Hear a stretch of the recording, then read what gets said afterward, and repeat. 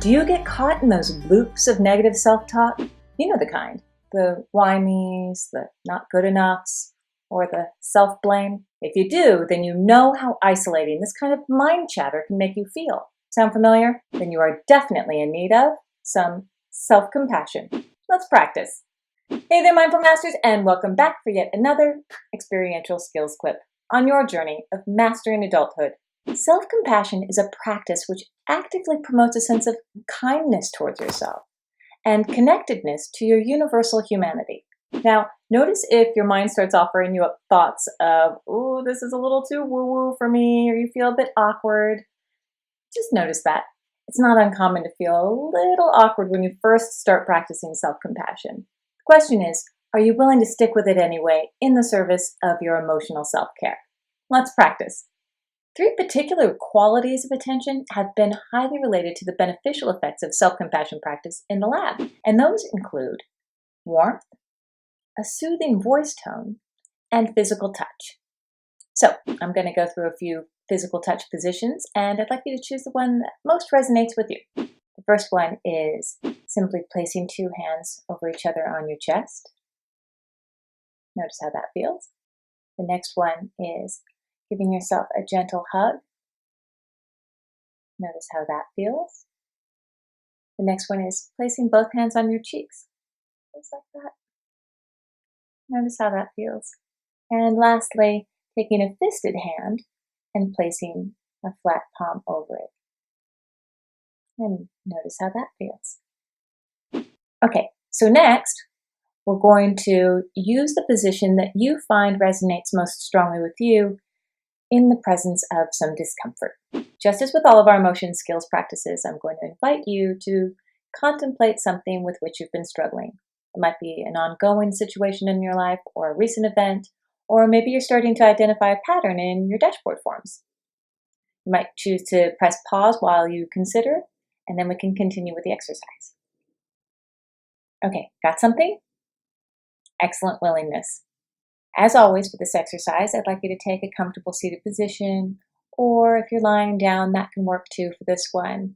But we're going to bring to mind that difficult situation and then practice in the presence of that difficulty.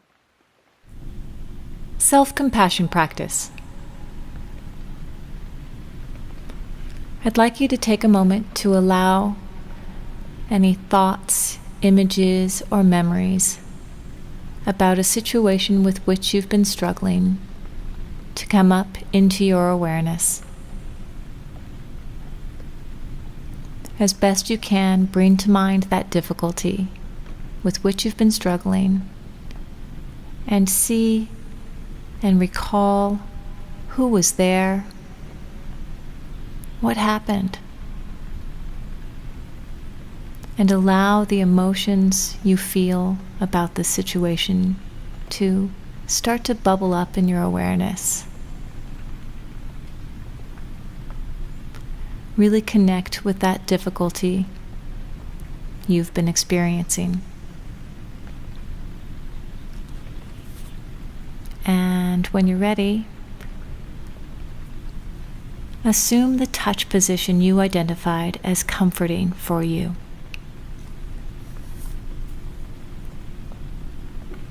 And in your mind's eye, in a warm and soothing voice tone, slowly repeat after me. This is a moment of suffering. I see you there, emotions, and as best you can, label the emotion you're experiencing. This is really hard right now. I honor that this suffering is part of being human. I am not alone in these feelings. May I be kind with myself.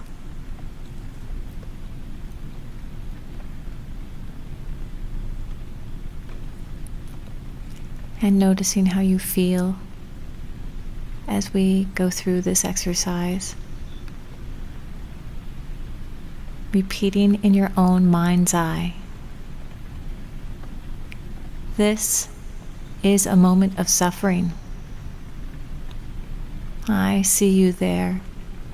Sadness or anxiety or frustration or disappointment. Label your emotion in this moment.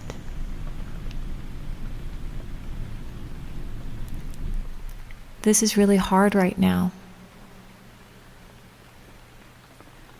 I honor that this suffering is part of being human. I am not alone in these feelings. May I be kind with myself.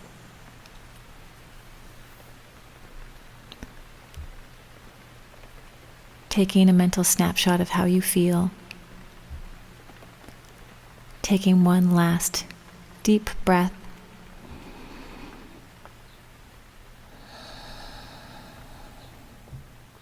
Whenever you're ready, we can open our eyes. How was that practice for you? What did you notice? Of course, you can change the wording so it sounds a bit more natural to your ear. The important part is that you include the warm and gentle voice tones, the self-touch, and this genuine felt sense of self-kindness and connectedness to others. You might take a moment to journal your own version of a self-compassion mantra in your journal, or maybe do a dashboard form if you noticed any difficulty around the exercise.